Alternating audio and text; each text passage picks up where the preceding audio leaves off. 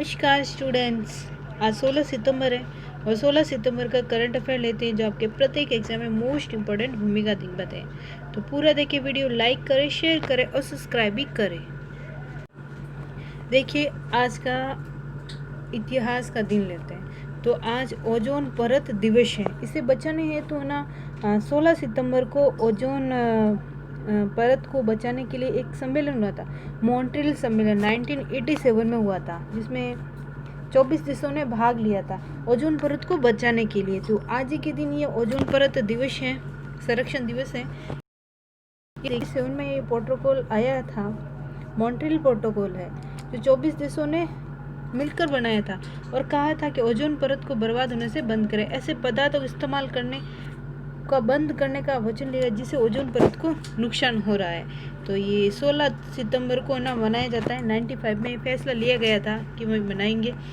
और अब हाल ही में कोरोना काल में देखें ना, तो कोरोना काल के समय अभी हाल ही में एक रिपोर्ट निकाली थी यूएनओ के एक स्वास्थ्य संगठन ने, शायद किसी निकाली थी। तो उन्होंने कहा था, इस रिपोर्ट में कहा था, यूएनओ ने नहीं कहा था कि भाई ओजोन परत के छिद्र है ना वो भर गए हैं। मतलब ये कोरोना काल की वजह से हुआ है, क्योंकि इस समय लोग लॉकडाउन में घर पे बैठे थे, कुछ कार्य वगैरह, वो पॉल्यूशन वगैरह नहीं हो रहा था, जो गैसें उत्सर्जित नहीं हो रही थी, इस वजह से ये रिपोर्ट भी निकाली है। तो ये मॉन्ट्रियल सम्मेलन था जो ओजोन परत के संरक्षण के लिए 1987 में आया था। तो ये पर्यावरण से रिलेटेड कुछ सम्मेलन हैं जिससे वो मतलब पर्यावरण को सुरक्षित करने के लिए बनाए गए हैं। तो ये ओजोन परत भी ये पर्यावरण से रिलेटेड है। तो ये वो है, ओजोन परत वैसे समताप मंडल में होती है, ओजोन लेयर है ना, समताप।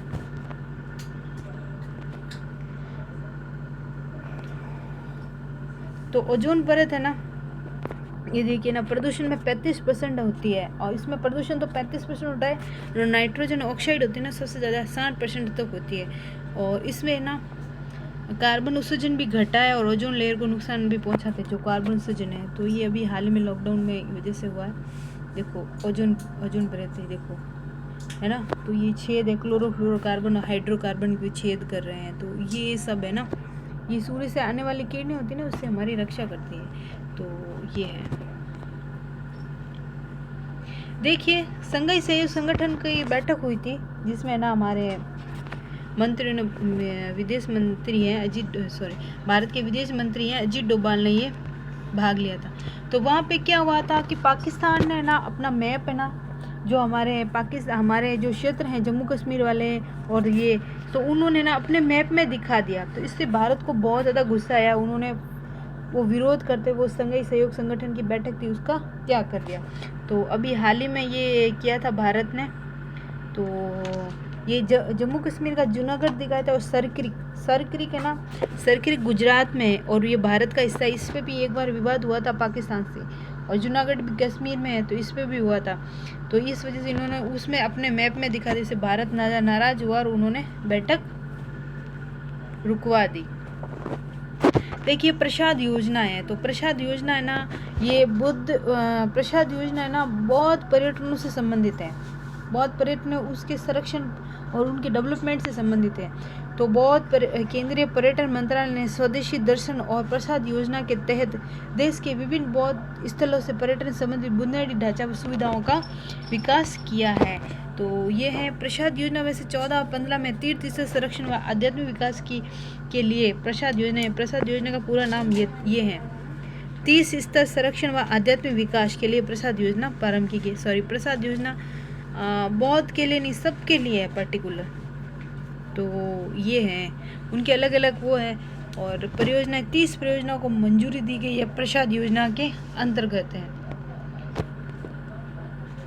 देखो, इसमें ना बौद्धिक सर्किट से स्वदेशी दर्शन के तहत स्वीकृत परियोजनाएं हैं, जिसमें कौन कौन से बौद्धिक सर्किट से रिलेटेड है। लखनऊ में साक्य पिपरवा के मठ साइट स्तूप है। लखनऊ सर्किट में श्रावस्ती, सारनाथ सर्किट का प्राचीन बौद्ध स्थल, सारनाथ सर्किट का चौखंडी स्तूप, सारनाथ सर्किट के बौद्ध अवशेष व कुशीनगर स्थित महापरिनिर्वाण मंदिर। तो ये है, इसमें शामिल है। शुक्र के वातावरण में फॉस्फीन गैस की खोज की गई है। 16 सितंबर को शुक्र के फॉस्फीन गैस की खोज की गई, जिसमें खगोलविदों की एक अंतर्राष्ट्रीय टीम की घोषणा ने शुक्र ग्रह पर जीवन की उपस्थिति में संभावना को बढ़ाया है। देखो पृथ्वी क्या, जैसे जिस तरह पृथ्वी पे लेयर वगैरह होती है ना, उसी तरह शुक्र ग्रह पे भी ये होता है, जलमंडल होता है, स्थल मंडल होता है, लेकिन इसमें वायुमंडल नहीं होता है। तो मतलब है ना, पृथ्वी का दूसरा ग्रह भी बोलते हैं ये शुक्र, पृथ्वी की तरह, तो शुक्र ग्रह को है। तो यहाँ पे ना जीवन की संभावनाएं भी है, तो इस वजह से यहाँ पे ये गैस मिली है, फॉस्फीन गैस। मेकेदातु परियोजना, वैसे नाम से स्पष्ट है, मेकेदातु परियोजना कर्नाटक में प्रारंभ की गई है। ये केंद्र सरकार द्वारा प्रारंभ की गई है। तो कर्नाटक का एक प्रतिनिधि मंडल केंद्र सरकार के पास भेजा जाएगा। ये है मेकेदातु परियोजना। तो इसमें क्या होता है, ये एक संतुलन भंडार है। ये इसमें पीने के पानी के लिए भंडारण हेतु ये प्रस्ताव किया गया है। इस परियोजना का निर्माण कर्नाटक के रामनगरम जिले के कनकपुरा के पास किया जाएगा। और इस परियोजना का एक गुरुत्व बांध भी है, मेकादीतु परियोजना, जो मेकादीतु में 67.16 टीएमसी जल संग्रहण करेगा। इसमें 4.75 टीएमसी जल की आपूर्ति पेयजल के उद्देश्य से बेंगलुरु को दी जाएगी। बेंगलुरु तमिलनाडु। यह परियोजना तमिलनाडु और कर्नाटक के बीच का विवाद का कारण ये कावेरी नदी है। तो कावेरी नदी इनके बीच का है, केरल भी भूल गए। तो ये दोनों राज्यों के लिए पानी का सबसे बड़ा स्रोत होगा, मेकादीतु परियोजना।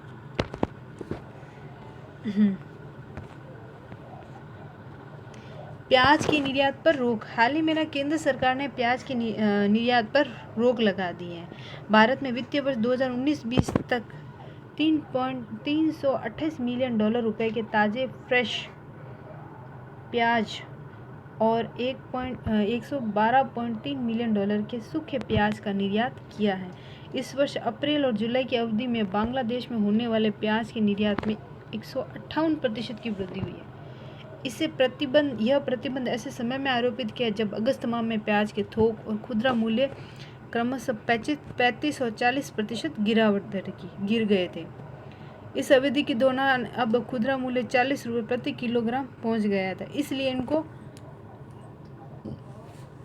रोकने के लिए कि भाई आने वाले समय में दरें प्याज की मूल्य ना बढ़ जाए, इस वजह से निर्यात पर रोक लगा दी है। फिर वो डंपिंग वाली प्रॉब्लम हो जाएगी इस वजह से। देखो 15 सितंबर को अभियंता दिवस यानी इंजीनियर डे मनाया गया था। ये भारत में ना एक हमारे इंजीनियर थे, उनके जन्मदिन के उपलक्ष्य में मनाया जाता है। तो ये इंजीनियरिंग कौन थे, डॉक्टर मोक्षगुंडम विश्वरैया, ये इंजीनियर थे। तो इस वजह से इनके उपलक्ष्य में ना मनाया जाता है। इनका जन्म वैसे कर्नाटक में हुआ था, तेलुगु परिवार में 15 सितंबर 1861 में। न केवल भारत के सबसे महान इंजीनियरों में से थे, बल्कि उन्होंने 1912 से 1919 तक के 19वें दीवान के रूप में भी कार्य किया था भारत के, और लोकहित में कार्य भी किया था उन्होंने। श्रीलंका और तंजानिया में भी है ना 15 सितंबर को अभियंता दिवस के रूप में मनाया जाता है। इनकी सबसे उल्लेखनीय परियोजना में से एक कृष्णा राजा सागर झील और बांध है। उनकी परियोजना, उन्होंने ना कृष्णा राजा सागर वो झील और बांध बनाया था, जो कर्नाटक में ही है। एक इंजीनियर थे, इंजीनियर के तौर पे उन्होंने ये बांध बनाया था। तो बहुत शानदार क्वेश्चन बनता है यहाँ से विश्वरैया के बारे में, एम विश्वरैया। कभी कभी क्वेश्चन आ जाए ना, मोक्ष गुंडम विश्वरैया, एम विश्वरैया आ जाए ना, तो भी ध्यान रखना है। ये देखिए ऐसे थे एम विश्वरैया, जो इंजीनियरिंग थे, जो आपदा से निर्माण से लेकर बहुत कुछ कार्य किया था। ये भारत रत्न भी मिला था इन्हें। तो इनका जन्म मैसूर में ही हुआ था, जैसे तमिलनाडु में है। तो भारत में सिविल इंजीनियर, विद्वान और राजनेता भी थे ये भारत। देखो योशिहिदे सुगा जापान के नए पीएम चुने गए, वो शिंजो आबे की जगह लेंगे। तो ये प्रधानमंत्री चुने गए, निवर्तमान प्रधानमंत्री शिंजो आबे की जगह लेंगे, क्योंकि शिंजो आबे का स्वास्थ्य खराब हो गया था। तो इस वजह से उन्होंने इस्तीफा दे दिया। इस वजह से अब ना योशिहिदे सुगा को इस पद के लिए चुना गया है। तो ये जापान में सत्तारूढ़ लेबर डेमोक्रेटिक पार्टी LDP के नेतृत्व में चुनाव में योशिहिदे सुगा को जीत मिली है। तो ये ना जापान में ना लिबर्टी डेमोक्रेटिक पार्टी के नेतृत्व में है। तो आबे के कार्यकाल के दौरान 71 साल के सुगा कई महत्वपूर्ण पद पर संभाल चुके हैं। लिबर्टिक डेमोक्रेटिक पार्टी के सदस्य योशिहिदे सुगा पार्टी में किसी गुट से संबंधित नहीं रहे। योशिहिदे सुगा जापान में सबसे लंबे समय तक मुख्य कैबिनेट सचिव भी रहे हैं। तो इस वजह से उनको पीएम बनाया गया है हाल ही में। ये है।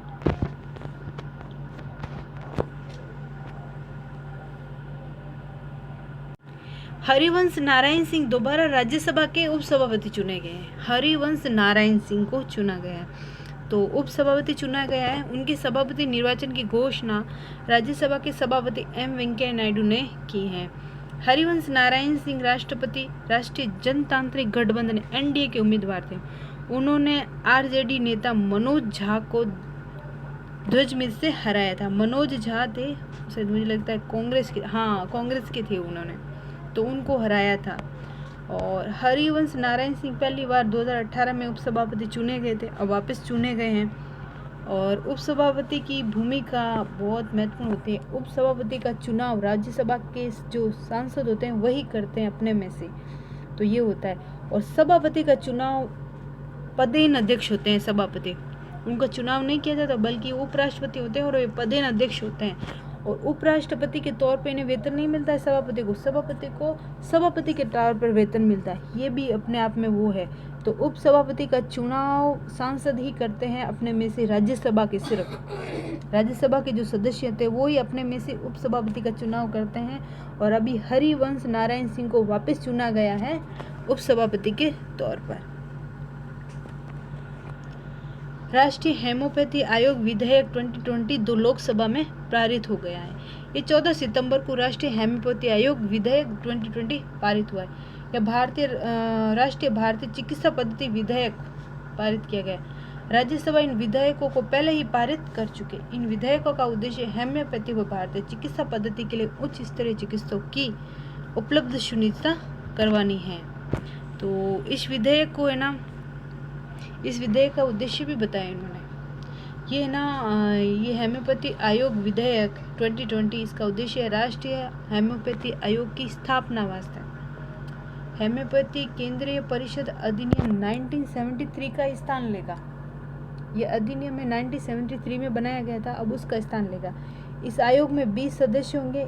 इसमें अध्यक्ष के अलावा हेम्योपैथी शिक्षा बोर्ड के अध्यक्ष, राष्ट्रीय हेम्योपैथी संस्था के महानिदेशक, हेम्योपैथी के लिए चिकित्सा समीक्षा और रेटिंग बोर्ड के अध्यक्ष सदस्य के रूप में शामिल होंगे। राष्ट्रीय भारतीय चिकित्सा पद्धति आयोग विधेयक 2020 वैसे केंद्रीय परिषद अधिनियम 1970 का स्थान लेगा, लेकिन हेम्योपैथी राष्ट्रीय भारतीय चिकित्सा पद्धति आयोग है ना, वो तो 1970 का स्थान लेगी। और वो हेम्योपैथी है जो 1973 का स्थान लेगी।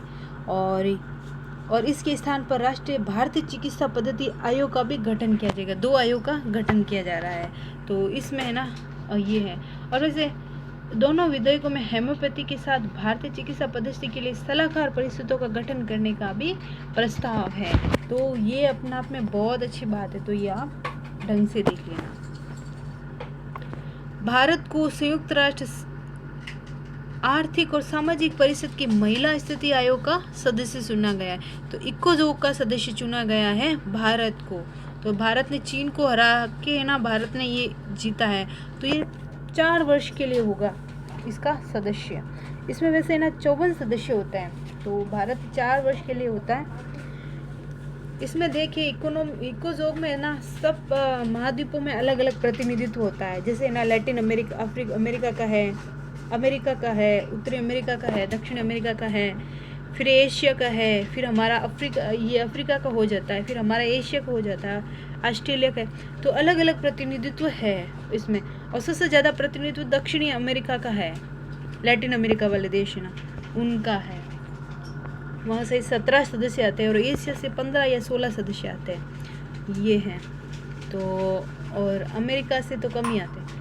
तो इसमें ना भारत को ना ये परिषद का अध्यक्ष बनाया, सदस्य बनाया गया है।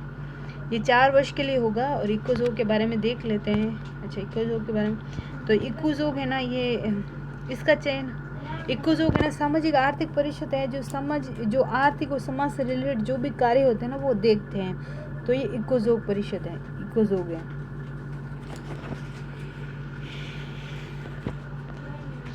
राजेश खुल्लर को विश्व बैंक का कार्यकारी निदेशक चुना गया है। राजेश खुल्लर हमारे भारत के IAS अधिकारी हैं, उनको चुना गया है, विश्व बैंक का कार्यकारी निदेशक चुना गया है। इससे पहले गीता गोपीनाथ भी है हमारे वहाँ, और हमारे इससे पहले वो हमारे RBI के निदेशक क्या नाम है, वो भी हैं वहाँ पे। तो महिला प्रतिनिधित्व वो कर रहे हैं, और अभी कार्यकारी निदेशक है ना खुल्लर को बनाया गया है। तो ये है, ये 3 साल के लिए होंगे। देखो 25 ऐसे कार्यकारी निदेशक पूरे विश्व में नियुक्त, जिसे राजेश खुल्लर भी होंगे। ये देखो IAS बैच के अधिकारी हैं, हरियाणा से हैं। तो ये है। अमेरिका ओपन 2020 डोमिनिक ने पुरुष सिंगल जबकि नाओमी ने महिला सिंगल का खिताब जीता है। अमेरिका ओपन टेनिस 2020 प्रतियोगिता 31 से 13 सितंबर तक न्यूयॉर्क के आर्थर एसे स्टेडियम में खोला गया। टूर्नामेंट का 140वां संस्करण होगा। भारत और अमेरिका के बीच रक्षा और विदेशी संबंधी अधिकारी स्तर की बैठक होगी। भारत और अमेरिका के बीच होगी, जो अभी 11 सितंबर को ऑनलाइन बैठक हुई थी। इसमें बैठक में रक्षा, विदेश नीति और सुरक्षा के क्षेत्र में आपसी संबंधों की समीक्षा की गई है। दोनों देशों के बीच अधिकारी स्तर की पिछली बैठक दिसंबर 2019 में वाशिंगटन DC में हुई थी।